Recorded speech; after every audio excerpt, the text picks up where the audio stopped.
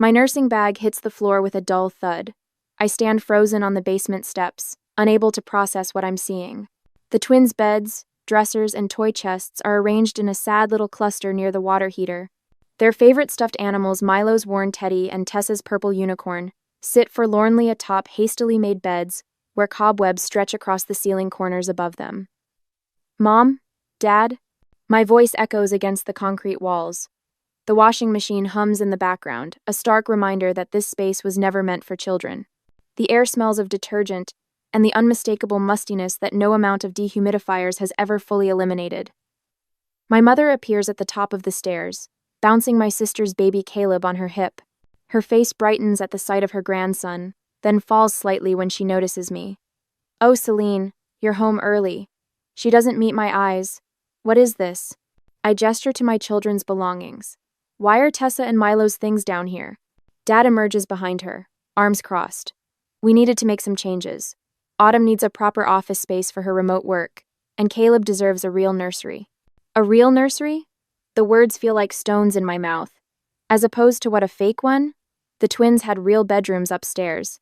Mom sighs, the sound familiar from my childhood disappointment wrapped in exasperation. "Celine, don't be difficult. Autumn's situation is different. She needs stability right now, and Caleb is at a critical developmental stage. And my children aren't?" My hands begin to shake. "The twins should be grateful they have a roof over their head at all," Mom says, bouncing Caleb higher as he fusses. "Many children have less." The memory of moving back home 3 months ago flashes through my mind. The divorce papers still warm from the printer, the twins quiet in the back seat as I explained we'd be staying with Grandma and Grandpa, just for a little while. I'd swallowed my pride, agreed to contribute to household expenses, even though this was supposedly my childhood home, my safety net. Then Autumn arrived with newborn Caleb, her marriage crumbling just like mine had. But unlike me, she was welcomed with open arms and endless accommodation. The cooing over Caleb never stopped. The twins were scolded for playing too loudly, for laughing during Caleb's nap time, for existing in ways that might disturb the precious baby. "You had no right to move their things without asking me," I say, my voice steadier than I feel. "They're my children." "Celine," Dad's voice takes on that authoritative tone I've heard all my life. "Your sister's career and Caleb's development are critical right now. The basement is perfectly adequate." "Adequate?" I climb 2 steps until we're nearly eye level. "It's damp down here. Milo has asthma." "You're overreacting," Dad says. "As usual." "Autumn needed the space more," Mom adds. "She's trying to build a future for Caleb." And there it is, the truth I've always known but never wanted to face. My children matter less. They always have. I reach for my phone, my hands no longer trembling. My colleague Brenda mentioned last week that her mother-in-law's rental cottage was vacant. Emergency housing only, she'd said with a sympathetic smile after overhearing me vent to another nurse about sharing a house with my sister and her baby. "What are you doing?" Mom asks, frowning at my phone. "Making other arrangements." The text to Brenda is simple. "Is that emergency housing still available?" "Don't be ridiculous," Dad scoffs. "Where would you go on a nurse's salary? You need us." Mom shifts Caleb to her other hip. "Autumn is family too, Celine. You can't expect us to treat her differently just because you were here first." "This isn't about who was here first," I say, walking back down to gather Tessa's clarinet case that's been haphazardly placed near a pipe. "This is about respect. My children deserve better than a basement." My sister appears at the top of the stairs, her expression a mixture of guilt and defiance. "The twins will adjust," she says. "Kids are resilient." "Convenient how that only applies to my children," I reply, brushing dust from the clarinet case. "You're overreacting," Mom says, the familiar refrain. "The basement is perfectly fine. We're doing you a favor letting you stay here at all." A favor. As if I haven't been buying groceries, paying utilities, taking night shifts, so I can watch Caleb during the day while Autumn focuses on her mental health. My phone buzzes with Brenda's response. "Available immediately. Call me." Standing in this damp basement, surrounded by my children's displaced lives, I finally see what I've been denying for months, years, really. My parents have always seen my twins as less worthy, less important than my sister's child. And by staying, I'm teaching Tessa and Milo to accept this treatment, to believe they deserve less. I'll be upstairs when the twins get home from school. I say, my voice calm. "We'll need to talk about this then." But as I climb the stairs, past my silent family, I already know what needs to happen. My children deserve windows, warmth, and respect, and I'm the only one who can ensure they get it. I can't sleep. The basement ceiling creaks with every footstep above, a constant reminder of where my children now rest. Milo finally stopped coughing an hour ago, his small body curled protectively around his teddy bear. Tessa pretended not to mind, arranging her unicorn collection on the cold cement ledge beside her bed, but I caught her wiping tears when she thought I wasn't looking. After tucking them in, I head upstairs for a glass of water, my nursing instincts on high alert. The house is quiet except for the hum of the refrigerator and the soft glow from Autumn's laptop on the kitchen counter. She must have left it open when she went to feed Caleb. I'm about to turn away when a message notification pops up. My sister's name appears beside a string of blue text bubbles. I shouldn't look. But something pulls me forward, the same instinct that makes me check a patient's chart twice when something feels off. Mom said we can just put them in the basement. Autumn's message reads, dated 3 weeks ago. Celine works so much she'll barely notice, and the twins are used to making do. My hand flies to my mouth, stifling a gasp. The timestamps reveal weeks of messages, planning sessions about my children's relocation while I work double shifts. Autumn's friend responds with laughing emojis. Your sister is such a doormat. The words blur as tears threaten, but I blink them back. This wasn't an impulsive decision made today. It was calculated, discussed, planned while I cooked their meals, and watched Caleb on my days off. I hear Caleb's cries from upstairs, followed by my mother's soothing voice, then footsteps on the stairs. I quickly step away from the laptop, my back to the kitchen entrance as I fill my water glass with trembling hands. Oh, you're still up. Autumn's voice carries no guilt, no recognition of what they've done. Mom's got Caleb. He's teething. I know. My voice sounds strange even to my own ears. I've been giving him teething tablets during my shifts with him. Later, after the twins are asleep in their basement beds, I find myself seated across from my parents and sister at the kitchen table. The house is quiet, Autumn gently rocking Caleb against her shoulder. They sit together, a united front. I stand, arms crossed, unable to settle into this tableau of family harmony. The basement arrangement is temporary. Dad says, not meeting my eyes. Until we figure out something more permanent. What does that mean exactly? I ask, keeping my voice level. Mom adjusts Caleb's blanket. Well, since Autumn's planning to stay indefinitely, we need to consider the long-term needs of everyone. Indefinitely? The word hangs between us. My therapist says stability is crucial right now, Autumn adds, her free hand reaching for the mug of tea. Mom prepared for her. Caleb needs consistency. And what about my children's stability? The question comes out sharper than intended. Dad's shoulders stiffen. Don't be dramatic, Celine. It's a roof over their heads. A roof I help pay for, I remind him. My contribution covers more than a third of the monthly expenses. A look passes between my parents that raises the hair on my arms.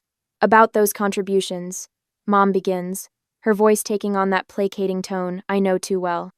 We've been thinking it makes more sense to pool all resources. Autumn needs help with Caleb's expenses, and since you're already established in your career. The realization hits like a punch. You've been giving my money to Autumn? Not all of it, Dad counters quickly, just helping her get back on her feet. While my children sleep in a basement. I press my palms flat against the table to steady myself. If you're that unhappy with the arrangement, Dad says with a dismissive wave, you could pitch a tent in the yard. At least the twins would have windows then. His cruel joke hangs in the air. No one laughs. Even Autumn looks uncomfortable, though she says nothing in my defense.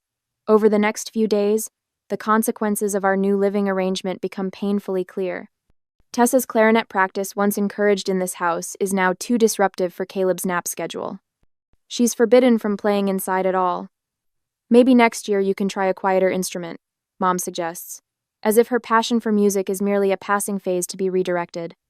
Milo, my usually talkative son, grows quieter each day. He speaks only when spoken to at dinner, his eyes downcast. When I ask him about school, he shrugs instead of launching into his typical animated stories about science class. He's just adjusting. Dad says when I mention my concern, kids are resilient. That night, after checking that the twins are asleep, I find Milo's inhaler usage log. He's been using it twice as often since moving to the basement. The dampness isn't just uncomfortable, it's affecting his health. I retreat to my own corner of the basement, a hastily arranged sleeping area behind a bookshelf, and open my banking app. The overtime shifts have paid off. Between my savings and next week's paycheck, I have enough for first and last month's rent on the apartment Brenda mentioned. As I stare at my bank balance that night, I wonder if I should confront my family one last time or simply leave without further discussion. Would demanding respect work, or would a quiet exit make a stronger statement? What would you do when your family has shown they value one child over another? The basement pipes knock and gurgle overhead, as if offering their own opinion on the matter.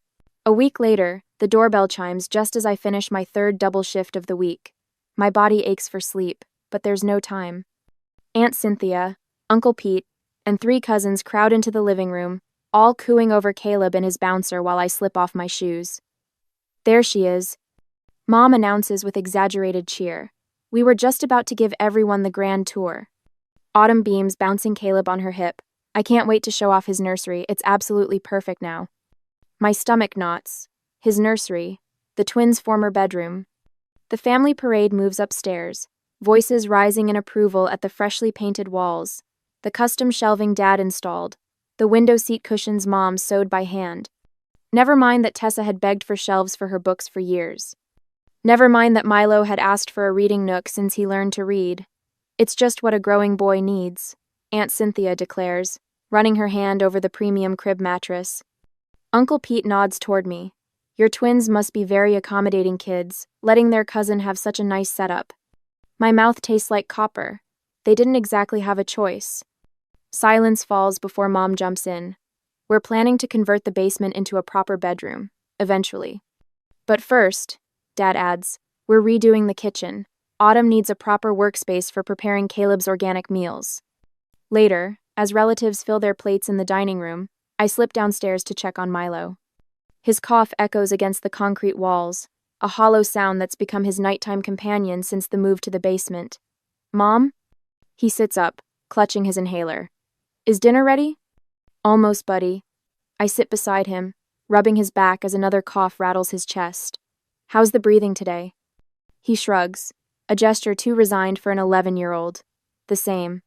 Dr. Phillips said the dampness isn't helping, I remind him, handing him a glass of water.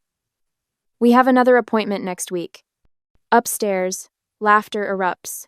More than a week in the basement, and Milo's chronic asthma has worsened. The pediatrician's face had grown serious during our last visit. Environmental factors, he'd said, eyeing me over his glasses. We both knew what that meant. Will Hannah be at school tomorrow? I ask, trying to brighten his mood. His eyes drop to his inhaler. Doesn't matter. I don't invite friends over anymore. Honey, why not? Tessa doesn't either. He pulls his knees to his chest. It's embarrassing. Nobody else lives in their grandparents' basement. The truth of this strikes me like a physical blow. 2 days earlier, I'd overheard Tessa declining a sleepover invitation, making excuses about having too much homework. She'd stopped playing clarinet at home entirely after Dad complained about the noise disturbing Caleb's nap schedule. You should come up for dinner, I tell him, ruffling his hair. He shakes his head. I'll eat down here. Grandma said my coughing upsets Caleb during meals. Something inside me cracks, not breaks, but fractures deep enough that I feel the shift. I kiss his forehead and head back upstairs, stopping halfway when I hear my name. Celine's working herself ragged. Aunt Cynthia says from the dining room, 16-hour shifts can't be sustainable. She needs the money, Mom replies. Divorced nurses don't exactly have golden parachutes. I've been taking every extra shift available, building my savings account in silent determination. 3 more weeks at this pace, and I'll have enough for first and last month's rent plus security deposit on anything with windows. The next morning, my eyes burn from exhaustion as I change IV bags. Brenda, charge nurse for our unit, pauses beside me. Your hands are shaking, she observes quietly. Just tired. She glances around before slipping a folded paper into my pocket. That 3-bedroom on Maple Street? Owner's a friend of my husband. It's coming available next month, but he hasn't listed it yet. Her eyes hold mine. Your kids deserve windows, Celine, she whispers during shift change. The paper burns in my pocket for the rest of my shift. Sunday dinner arrives with more relatives. Aunt Linda, Dad's older sister who speaks without filters, surveys the dining room as we pass serving dishes. "Don't the twins mind living in the basement?" she asks. Fork paused midair. The room goes still. My sister studies her plate. Mom's smile freezes in place. "What Linda means," Dad begins. "They won't be in the basement much longer," I interrupt, my voice calmer than I've ever heard it. "We're moving out next week." Forks clatter against plates. Mom's water glass tips, spilling across the tablecloth. "What do you mean, moving out?" Autumn demands, while Dad's face darkens like a thundercloud. "I've signed a lease. 3 bedrooms. In the twins' school district." The words come easily now, floating on the strange calm that settled over me. "You can't just decide," Mom sputters. "I can, actually." I turn to Aunt Linda. "To answer your question, yes, they mind very much. Milo's asthma has worsened from the dampness. Tessa hasn't invited a friend over because she's embarrassed. They deserve better." "This is about money, isn't it?" Dad says. "We can work something out." "This isn't about money." I place my napkin beside my plate. "It's about respect." Later that evening, Brenda answers my desperate call without hesitation. "Of course you can stay with us until the rental's ready. The guest room is small, but the pull-out couch is comfortable for the kids. I can't ask you to You're not asking. I'm offering." Her voice softens. "What your parents are doing isn't right, Celine." The contrast strikes me, Brenda offering genuine help while my family offers only criticism. She's known me for 3 years. They've known me my entire life. "Thank you," I say, my voice steady in a way it never is when speaking to my parents. For the first time in months, I make decisions without seeking anyone's approval. I call the landlord directly, fill out the application online, arrange for utilities to be connected. Each step feels like removing a weight I've carried so long I'd forgotten it was there. The following Saturday, my family gathers in the living room to plan in advance for what Autumn calls Caleb's half-birthday celebration. Once he is 6 months old, and the merits of decorated cupcakes apparently. While they fuss over which Instagram filter to use for photos, I quietly pack essentials into suitcases, tucking Tessa's clarinet and Milo's favorite books on top. The lease is signed. The keys are in my purse. The first week's stay at Brenda's is arranged. I zip the final suitcase and look up to find the twins watching me from the basement doorway, confusion and something like hope dawning on their faces. "Pack your backpacks," I whisper. "Only what you absolutely need for the next few days." Tessa's eyes widen. Milo's hand clutches his inhaler less tightly. "Are we really leaving?" Tessa asks, her voice barely audible. I nod, surprising myself with a smile that feels foreign on my face. "Yes, tonight." And for the first time in months, my children stand a little straighter, as if already breathing different air. Next day, the dawn streaks through Brenda's guest room curtains as I check my watch. 6:15. Perfect. My parents won't leave for Caleb's pediatrician appointment until 8, but I need this head start. "Mom?" Tessa appears in the doorway, already dressed in her favorite purple sweater. Behind her, Milo clutches his inhaler, eyes wide with uncertainty. "Ready?" I ask, keeping my voice steady. They nod, shoulders squared with a determination that mirrors my own. We've been planning this for 3 days ever since I signed the lease on our new apartment. Brenda's minivan purrs in the driveway as we load the first round of boxes. "Remember," I tell the twins, "just grab essentials today. We'll come back for the rest when they're gone." 30 minutes later, we pull into my parents' empty driveway. The house stands quiet, everyone still asleep. We move with deliberate efficiency, like a well-rehearsed hospital code team. "Take only what matters most," I remind the twins as they descend the basement stairs. I watch them carefully select their treasures, Milo's science fair medals, Tessa's music books, the matching quilts my grandmother made before she died.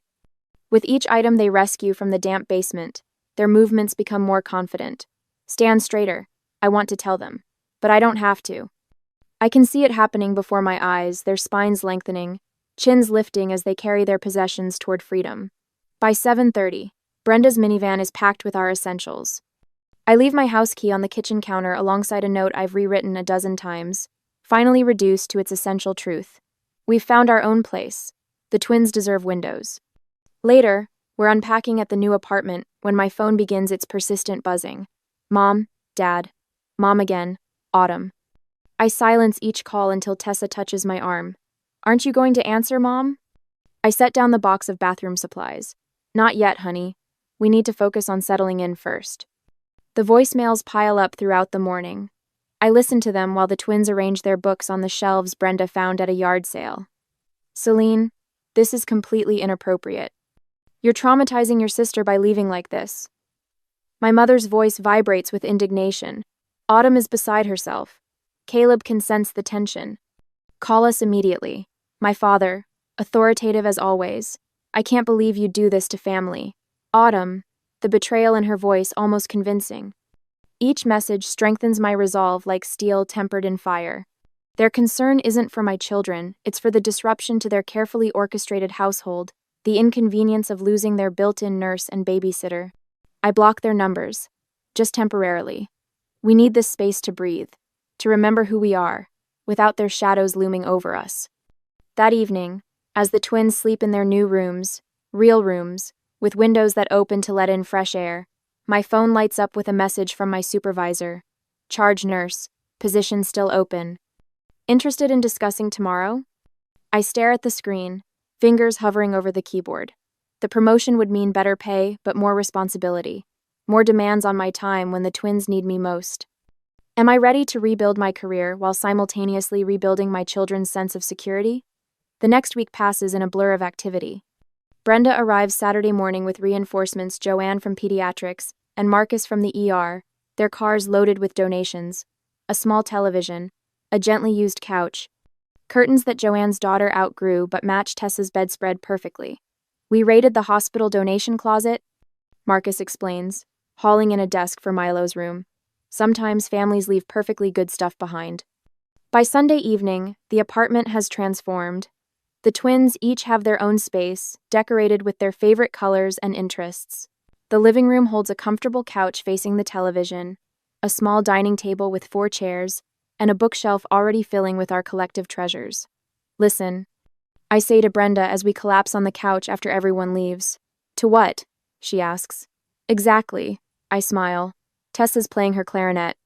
The sweet, clear notes of Tessa's practice scales drift from her bedroom, a sound I haven't heard in months. In the kitchen, Milo arranges his rock collection on the windowsill, humming along. I realize with a start that his persistent cough has disappeared, more than a week away from the basement dampness, and he hasn't reached for his inhaler once. My phone buzzes with a text from an unknown number, my Aunt Linda's cell. Your mother told everyone you had a mental breakdown and kidnapped the children. Just wanted you to know the story they're spinning. How are you really? I type back a simple response. We're fine. The twins each have their own bedroom now, with windows. The replies start coming in from extended family members who've apparently been given my aunt's update rather than my parents' version. Support, questions, offers of help. 2 weeks after our departure, a text arrives from my father. We need to talk. May I visit? I set the phone down and watch my children moving freely through our modest apartment, their voices no longer hushed, their shoulders no longer hunched. For the first time in months, they look like themselves again. Whatever comes next, we'll face it together, standing tall in rooms filled with sunlight. 3 days later, the doorbell rings, and I straighten my shoulders before opening the door. My parents and Autumn stand on the welcome mat of my new apartment, their faces arranged in carefully neutral expressions. Mom cradles Caleb against her shoulder, while Dad clutches a large gift bag adorned with cartoon dinosaurs, Milo's favorite. You didn't need to bring gifts, I say, stepping aside to let them in. Mom's smile tightens as she enters. We thought the twins might appreciate something from home. This is their home now, I reply, my voice level. Autumn follows, her usual confident stride replaced by hesitant steps. Her eyes dart around the modest living room, taking in the second-hand furniture and the twins' artwork already displayed on the walls. It's cozy, she offers, the politeness in her voice as unfamiliar as a foreign language. Dad sets the bag down and clears his throat. We've been talking, Celine. We think we might have been hasty with our arrangements. Hasty? The word tastes bitter. The twins can have one of the upstairs bedrooms, Mom says, bouncing Caleb gently when he fusses. We could move some things around. Share a room, you mean? I clarify. Instead of the basement. Dad shifts his weight. It would be better than this situation. This situation where my children have their own rooms with windows? I ask. You're punishing the whole family, Autumn blurts, her facade cracking. The twins miss their cousins. Caleb needs his aunt. I meet her gaze steadily. My children aren't being punished here, and they certainly aren't being used to punish anyone else. The twins emerge from their rooms at the sound of voices, approaching cautiously. Tessa slides her hand into mine while Milo hangs back, watching his grandparents with wary eyes. Would you like to see our new place? I ask them, my voice warming as I address my children. Before anyone can respond, I lead them down the short hallway. I've accepted the charge nurse position at Memorial. I announce over my shoulder. Better hours, significantly better pay. I push open Tessa's door first. Her eyes widen at the transformation. Since this morning, the bookshelf we assembled together now painted lavender to match her bedspread, her clarinet stand positioned by the window where natural light streams in. My friend Brenda's daughter outgrew her desk, I explain, running my hand over the white wooden surface, perfect for homework and practicing music. Next is Milo's room. With its blue walls and the glow-in-the-dark constellation stickers we applied to the ceiling last weekend. His telescope, a birthday gift from last year that had been gathering dust in the basement, stands proudly by his window. There's a park across the street. Milo tells his grandparents, his voice gaining confidence. With a field where we can play soccer. Mom's eyes soften momentarily before she composes herself. This must be expensive. My children aren't bargaining chips, I say quietly. They deserve respect as much as Caleb does. Back in the living room, the twins offer to give the official tour, pride evident in their voices. Milo leads his grandmother to the kitchen, opening the pantry door. Look, we have a shelf just for our snacks, he says, and we don't have to ask permission every time we're hungry. He reaches into his pocket and pulls out his inhaler. And I don't need this anymore since we moved from the basement. Dr. Patterson says my lungs sound better already. The basement wasn't that bad, Mom says automatically, then falters when she sees Milo's expression. Remember when I couldn't stop coughing at night? He asks, his voice small but firm. You said I was doing it for attention. Mom looks away, bouncing Caleb higher on her hip. Tessa steps forward, her clarinet case in hand. We can practice music whenever we want here, she says, assembling the instrument with practiced movements. She plays a flowing sequence of notes, the melody filling the apartment with clear, confident sound. Dad watches, his expression unreadable. Autumn stands awkwardly by the door, her phone clutched in her hand as if preparing for escape. Who's watching Caleb next Tuesday when you have your interview? She asks, suddenly, the question directed at no one in particular. The music stops. Tessa lowers her clarinet, and I see the understanding dawn in her eyes, the realization that her aunt had been counting on my childcare services all along. I'm sure you'll figure something out, I reply, keeping my voice neutral. You're resourceful. As they prepare to leave, I notice the subtle shift in their dynamics. Dad helps Mom with Caleb's diaper bag instead of leaving it to Autumn. Mom asks Autumn if she's called the babysitting service they discussed. Dad pauses at the threshold. Celine, could I speak with you privately before we go? I hesitate, catching the twins exchanging glances. Whatever comes next, I know we've already won the battle that matters most. Give us a minute, I tell the twins, stepping onto the small balcony with my father and closing the door behind us.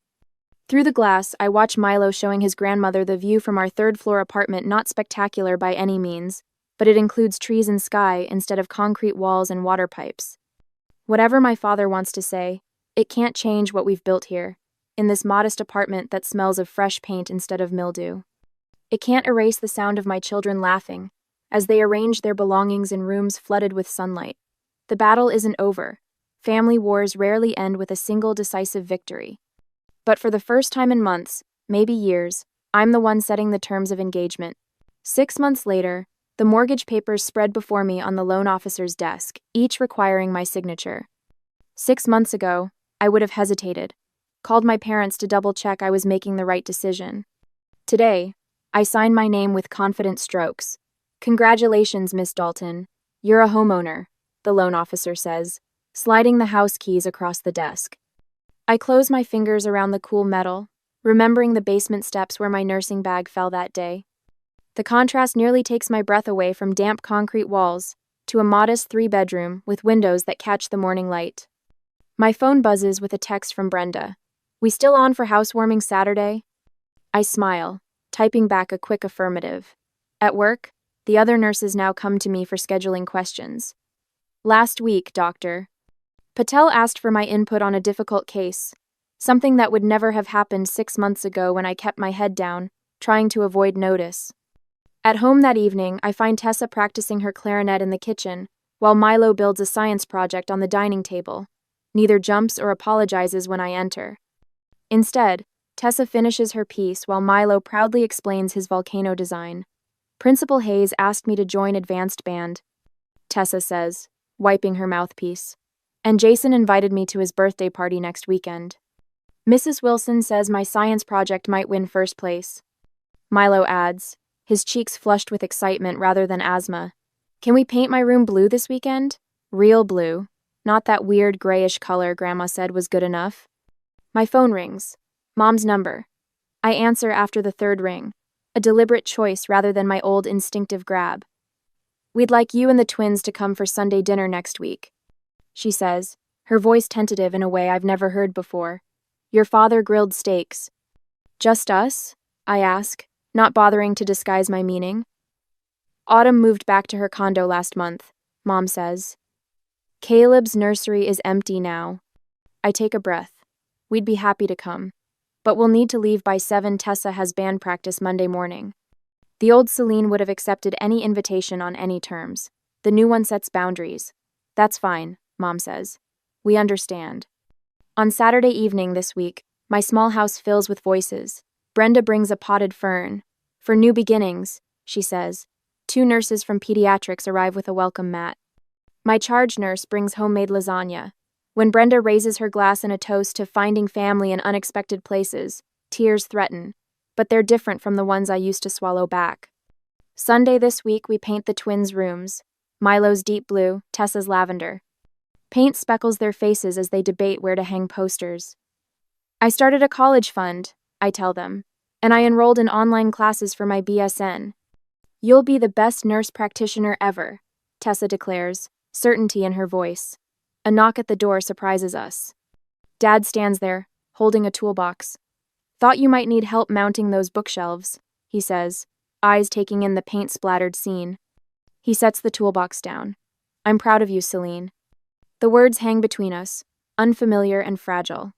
As I accept my father's tentative olive branch, I wonder if some family relationships are worth rebuilding, or if maintaining distance is sometimes healthier. What would you do? Work to repair broken family bonds, or focus on nurturing the new supportive relationships that emerge during your hardest times? I stand at the entrance of Belmont's, my fingers tightening around my leather clutch. Through the amber glow of vintage chandeliers, I can see them laughing, wine glasses held high in some private celebration. My family. The maitre smiles at me with practiced warmth. Your name, miss? Before I can answer, my mother's voice cuts across the dining room. Oh, there she is, finally. Heads turn. I feel the weight of strangers' curious glances as I step forward, the quiet click of my heels against marble marking each step. My black dress is simple, but well-tailored, the kind that whispers success rather than screams it. They've positioned themselves at the restaurant's finest table, the one with the view of the downtown skyline I once dreamed of being part of. Mother. Cousin Lucas, his wife Brittany. The light catches the ruby pendant at my mother's throat, a gift from my father before cancer took him during my sophomore year of college. I approach the table and stop, noticing immediately what they've chosen not to see. There is no chair for me. Lucas sprawls comfortably, one arm draped across the back of his chair, the other holding a glass of something amber and expensive. His smirk arrives before his words do. This table is for family, he says, not bothering to lower his voice. Go find a spot outside. The couple at the neighboring table pauses mid-conversation, their discomfort palpable. Don't take it the wrong way, Rachel. Brittany chimes in with sugar-coated venom. Lucas is just joking. But he isn't, and we all know it. I say nothing, my face betraying nothing, as I drag a chair from a nearby table. The legs scrape against the floor, the sound harsh against the restaurant's soft piano music. My mother doesn't meet my eyes. Helen Harrington, once the backbone of our family, now just another vertebra bent to accommodate Lucas's posturing. She fiddles with her napkin, smoothing imaginary wrinkles. "You're late," she says finally, as if my arrival 15 minutes early somehow disrupted their decades-long narrative. I settle into my mismatched chair. Traffic. I lie. The truth that I sat in my car for 20 minutes debating whether to come at Oliver's no strategic advantage. As I watch them clink glasses, a memory surfaces sharp and uninvited. 4 years earlier. My childhood bedroom stripped to bare walls. Cardboard boxes containing everything I owned stacked by the door. "This business idea of yours is just another phase," my father had said, leaning against the doorframe. Not angry. Worse. Dismissive.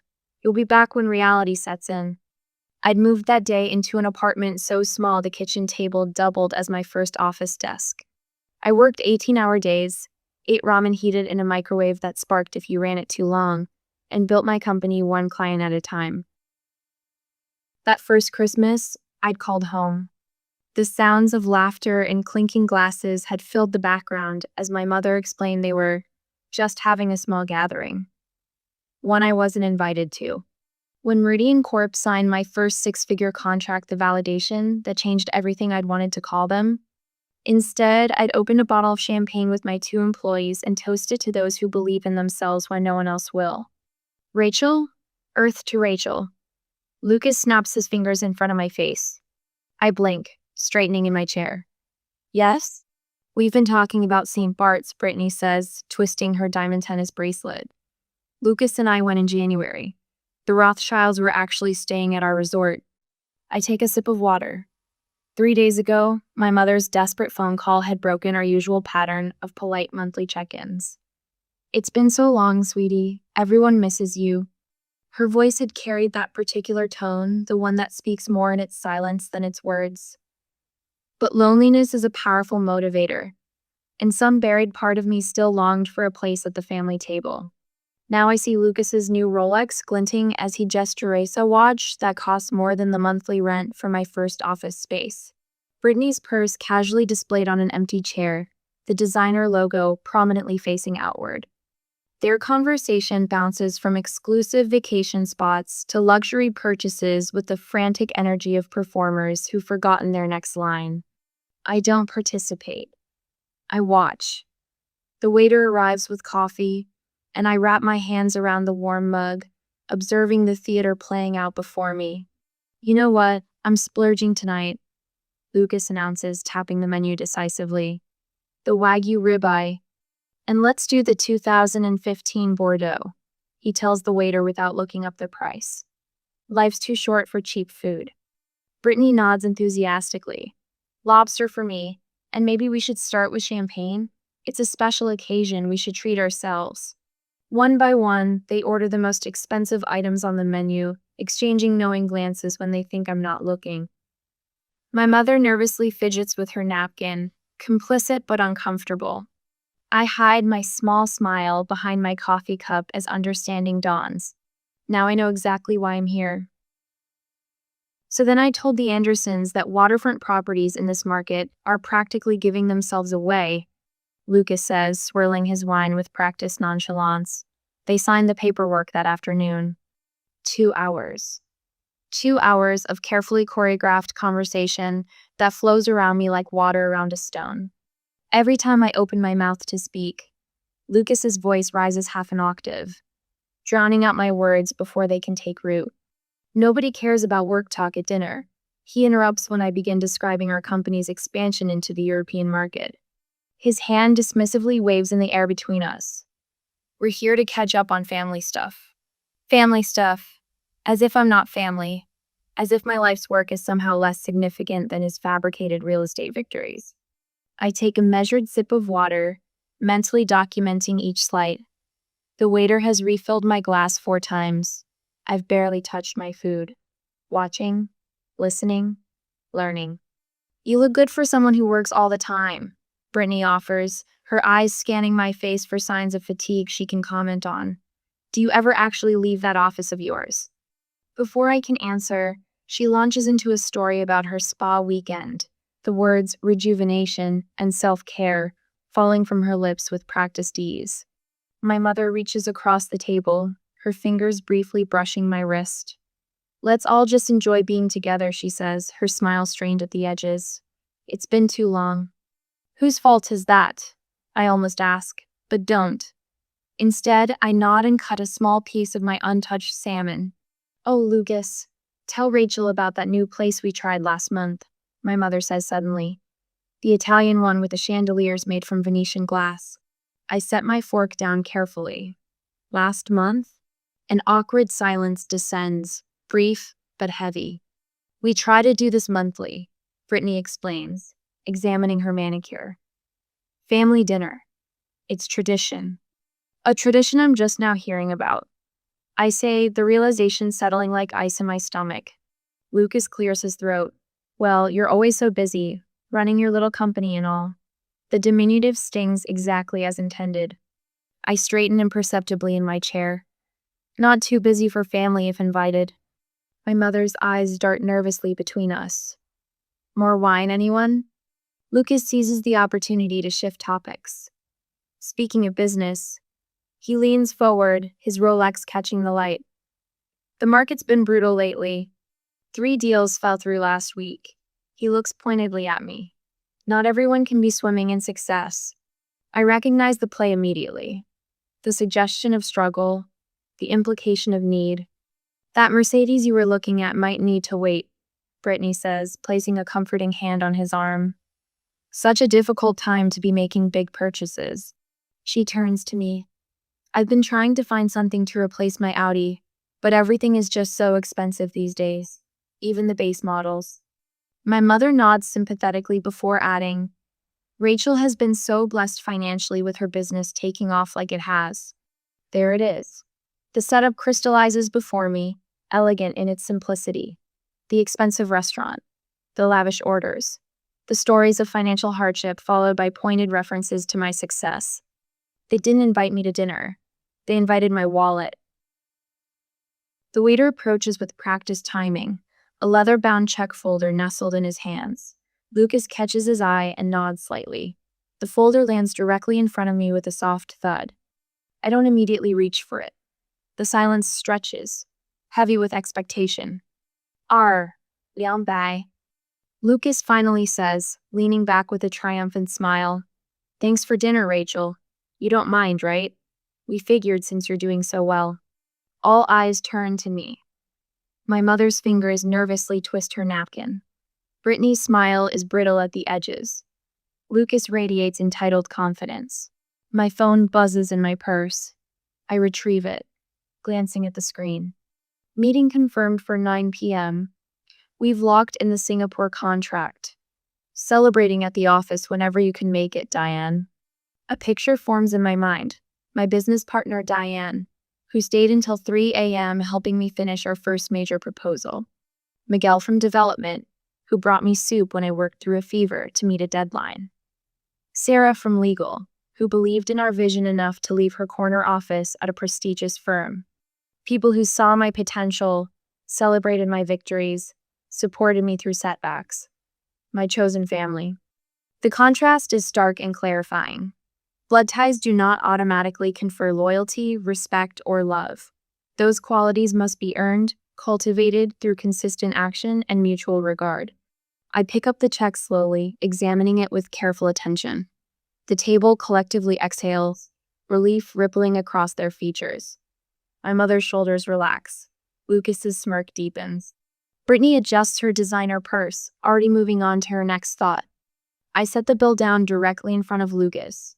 My voice, when it comes, is quiet but firm. "I'm not your personal ATM." The silence that follows is absolute. Lucas's face flushes red. Brittany's mouth opens slightly, no words emerging. My mother is the first to recover. "Rachel, honey," she says, her voice taking on the placating tone she used when I was a child having a difficult moment. "You can help them out a little, can't you? We're family." Family. The word hangs between us, its meaning twisted beyond recognition. In their definition, family means I give and they take. My success becomes communal property, while my struggles remain solitary burdens. I meet my mother's eyes directly. Yes, we are family, which is why I deserve the same respect you'd give to anyone else at this table. The trembling begins in Lucas's hands first, a slight vibration that travels up his arms as the reality of my refusal sets in. $2,000 of carefully cultivated entitlement crashing against the seawall of my quiet dignity. I stand, gathering my purse. Not in anger or haste, but with the deliberate movements of a woman reclaiming her worth one boundary at a time. Have you ever had to stand your ground against family members who tried to take advantage of your success? What words did you use to set boundaries? The bill sits between us, leather-bound and imposing. $2,200 for a single dinner. Lucas stares at me, his face gradually shifting from smugness to disbelief as I make no move toward my purse. The flush begins at his collar and climbs upward, cheeks an angry crimson. You can't be serious. His voice rises, drawing glances from neighboring tables. You make more than all of us combined. I take another sip of my coffee, savoring its bitter warmth. That's irrelevant to who ordered what. Brittany leans forward, the sweetness in her voice curdling. We wouldn't have ordered all this if we knew you'd be so petty about it. Her designer bracelet catches the light as she gestures toward the untouched dessert plates, the half-empty wine bottles. My mother touches my arm, her fingers trembling slightly. Maybe we can split it somehow. You take half, and we'll manage the rest? The restaurant manager approaches, his practiced smile tightening at the corners.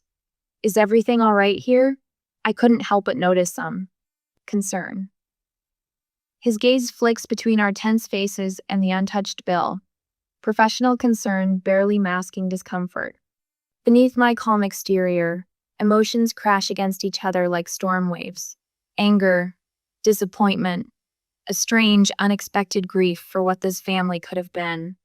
We've been planning this dinner for weeks. Lucas finally admits, his voice dropping to a harsh whisper. You never return Mom's call. You're too busy for family gatherings. What were we supposed to do? Ask. I say simply, not manipulate. Brittany's perfect mask slips further. You never come to family things anyway, unless there's something in it for you. The accusation hangs in the air between us, heavy with irony she doesn't recognize. When have I ever been genuinely invited? I counter quietly. The last 3 Christmases. Dad's memorial service anniversary. Your housewarming. I was there alone, while everyone else brought partners and barely acknowledged.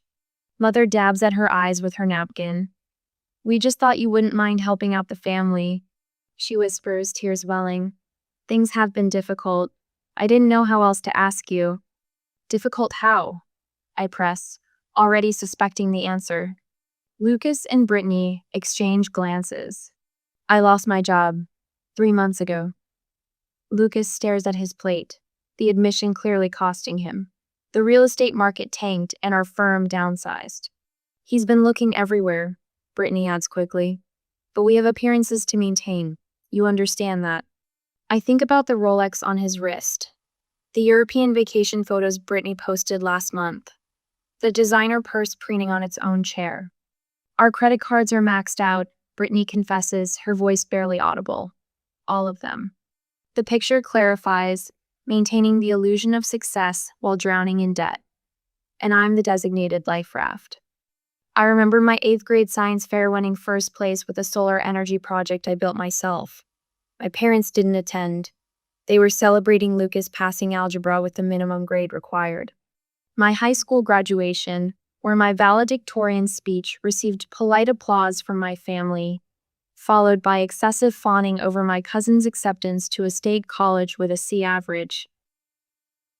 Working 2 jobs to put myself through college while they posted family vacation photos from Cancun.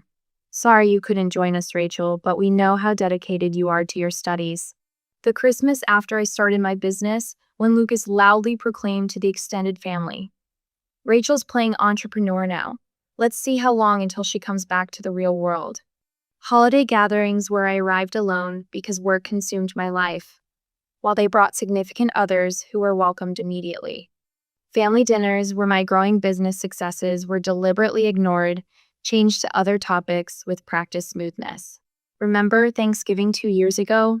I ask quietly. Lucas looks confused by this apparent non sequitur. I had just landed the Westfield account. It doubled my company's revenue overnight. When I mentioned it, you said, and I quote, "Nobody wants to hear about your little company at dinner, Rachel." That was just a joke, he mutters, but his eyes slide away from mine. And Mom's 4th of July barbecue last summer? When I mentioned we'd expanded to a new office downtown, you told everyone I was trying to sound important and changed the subject to Brittany's new car. Mother shifts uncomfortably, never having defended me against these slights. And now my little company makes me worth asking for money. I tap the bill with one finger. Interesting timing. The manager returns, his professional demeanor intact, but purpose clear. I apologize for the interruption, but we have other guests waiting. We'll need to resolve the bill soon. His polite words carry firm urgency. Lucas's frustration boils over. Fine. You've made your point. Just pay half. Brittany frantically taps at her phone, evidently messaging friends for emergency loans. From her increasingly panicked expression, the responses aren't favorable. Nobody's answering, she hisses at Lucas. Lucas pulls out his wallet, flipping through it with growing desperation. A membership card, a driver's license, a single $20 bill. Mother opens her purse, hands trembling, as she searches for a credit card they all know is already maxed out. The manager shifts his weight from one foot to another. We'll need to resolve this bill now, please. My mother pulls out a checkbook so rarely used the cover is still pristine. Rachel, please, she whispers, just this once. I think about all the just this once moments that would inevitably follow. The gradual erosion of boundaries, the entitled expectations that would grow with each concession. You ordered it, you pay for it, I say, meeting each of their eyes in turn. I'm only responsible for my coffee. I place a $10 bill on the table, $4 for my coffee, $6 for the server who has to witness this family drama. Lucas grips the edge of the table. You'd really let your own mother be humiliated in public? No, I answer, the word sharper than I intended. But I'd let adults face the consequences of their choices. What price would you put on self-respect? As I look at the $2,200 bill and the family who plotted for weeks to manipulate me into paying it, I realize I already know my answer. You'll regret embarrassing us like this. Lucas hisses, leaning across the table until I can smell the expensive bourbon on his breath. His voice is low enough that nearby diners won't hear the words, but loud enough to ensure everyone at our table does. The veneer of family warmth has vanished like morning dew under a harsh sun. Brittany's eyes well with tears, perfectly timed. 2 drops slide down her cheeks, leaving trails through her foundation, but somehow not disturbing her mascara. I can't believe you'd do this to your own family, she says, her voice catching on the word family with practiced precision.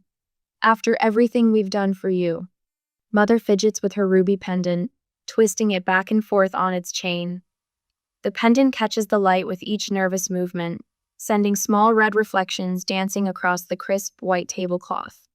Rachel, please, she says, not meeting my eyes. After everything we've done for you. The phrase hangs in the air between us, a question without a question mark. I search my memory for what, exactly, they've done for me beyond offering conditional love with strings attached like puppet masters. The unified front they presented just minutes earlier, their smug certainty that I would cover this extravagant bill begins to crack like thin ice under too much weight. Lucas pulls out his wallet and slaps down a credit card with theatrical confidence. The manager runs it through the machine, then returns with a tight smile. I'm sorry, sir, this card has been declined. Lucas's face flushes. He produces another card, then another. Each time, the manager returns with the same apologetic expression.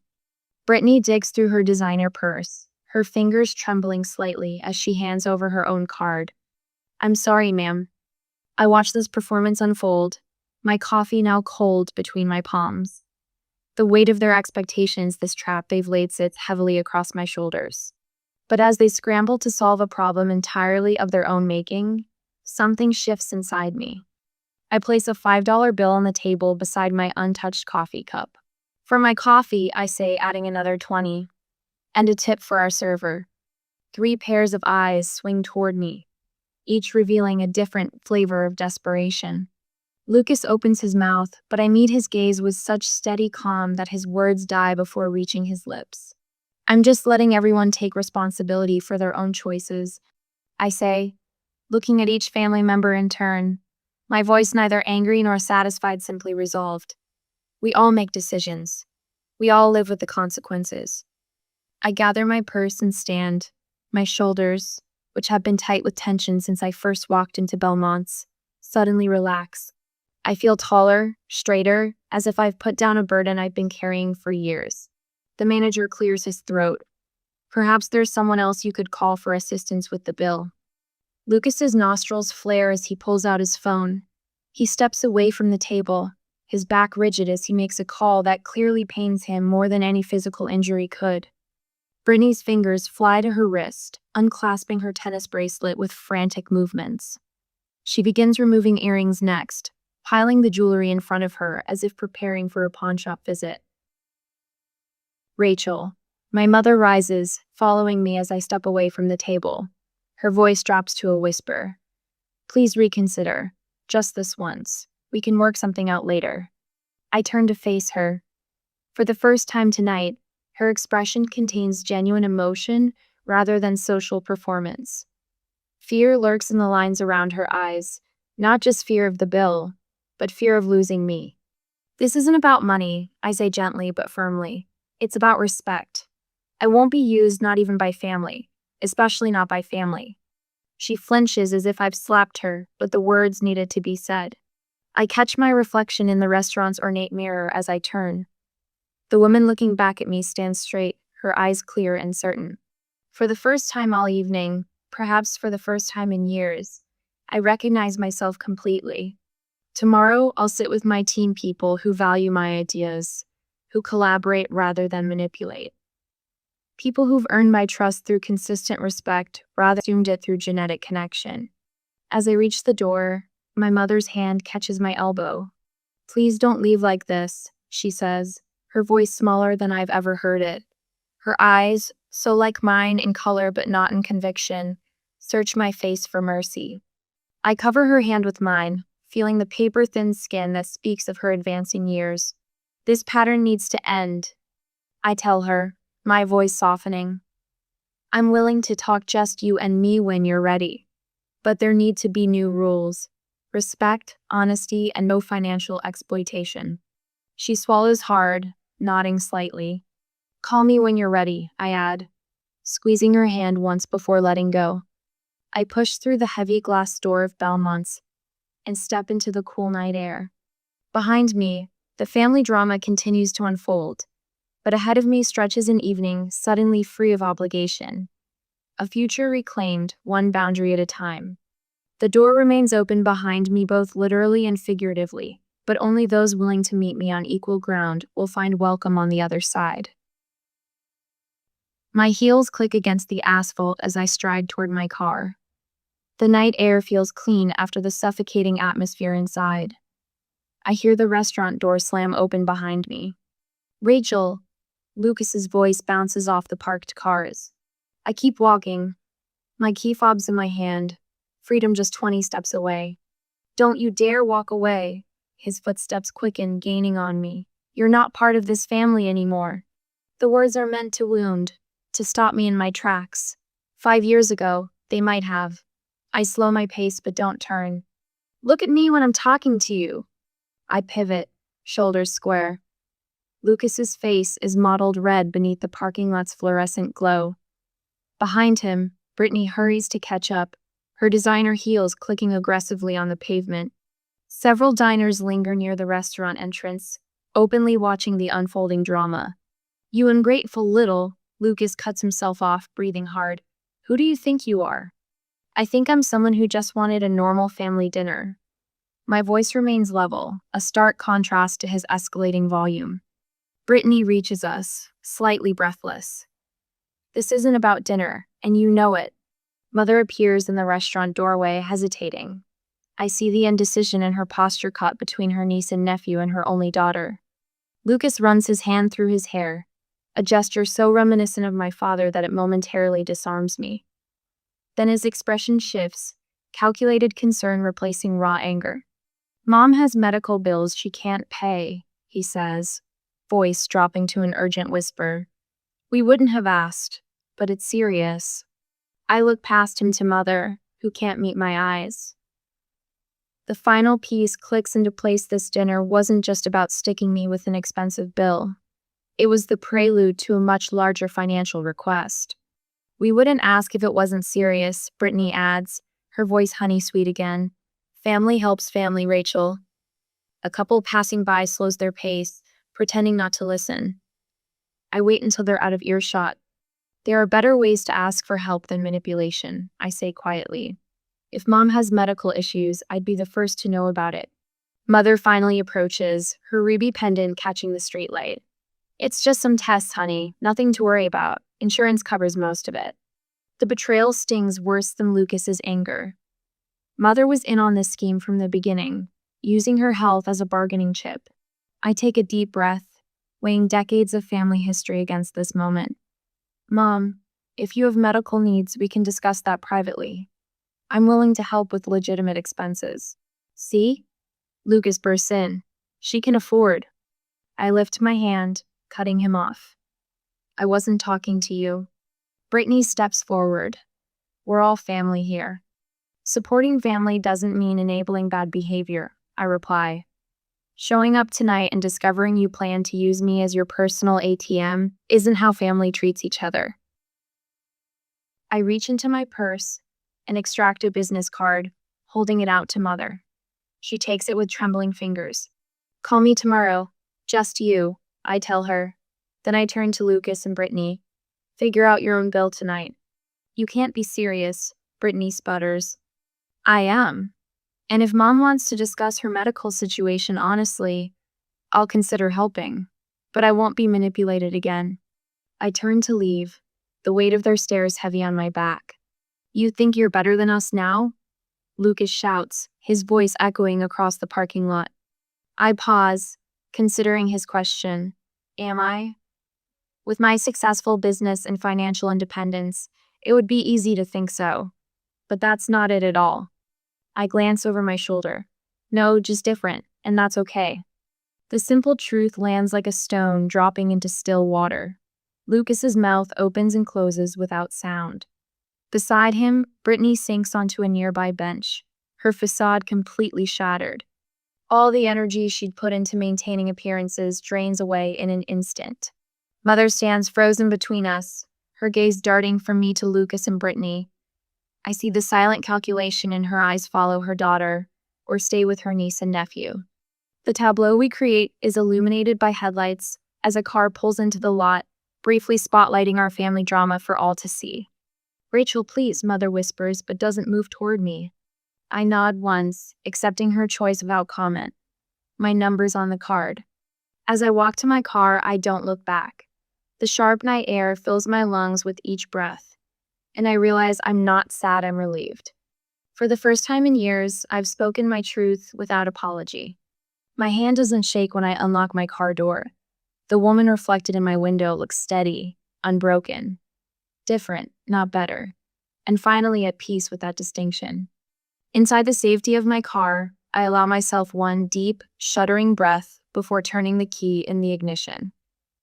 As I drive away from Belmont's, I leave behind more than an unpaid dinner bill. I leave behind the weight of expectations I never agreed to carry. Tomorrow, Mother may call, or she may not. Either way, I'll sleep soundly tonight. I stand at the wall of windows in my office, watching the city awaken beneath me. 3 months since Belmont's. 3 months of reclaiming what family means. The morning light catches on the framed photo on my desk, me at 22. Exhausted but determined, sitting at that kitchen table that doubled as my first desk. I touch the frame lightly, a silent acknowledgement of how far I've come. Rachel, Maya, my operations director, appears in the doorway. Team's ready when you are. I follow her into our conference room where 6 faces turn to me, with something I never found at that restaurant table: genuine respect. Let's begin, I say, and the meeting flows with the practiced rhythm of people who value each other's contributions. No one speaks over anyone else. No one belittles ideas. We build together, brick by thoughtful brick. This is what I've built. Not just a business, but a community. One sugar, right? Mom asks, sliding the coffee across the cafe table toward me. I nod, watching her hands steadier now than they were a month ago. We've made these coffee meetings a monthly tradition. Small steps. The bookstore hired me full-time, she says, pride creeping into her voice. Manager liked how I reorganized the history section. That's great, Mom. She hesitates, then adds, I've been meaning to thank you for not giving up on me that night. The memory of Belmont's flickers between USA ghosts growing fainter with each passing day. I'm learning too, I admit, about where to invest my energy. Last week, Mom joined us for my birthday dinner, not at some ostentatious restaurant, but in Eliza's backyard. My friend since college, Eliza had strung lights across her patio and cooked my favorite lasagna. Mom brought homemade brownies and fit seamlessly into the evening, laughing genuinely at Jordan's terrible jokes and listening to Kim's stories about our early business struggles. For the first time, I saw her without the shadow of Lucas and Brittany looming over her. Lucas took a job in Hartford. Mom mentions casually as we walk through the park the following Sunday. Something in sales, smaller salary, but he seems, I don't know, lighter? I nod, not surprised.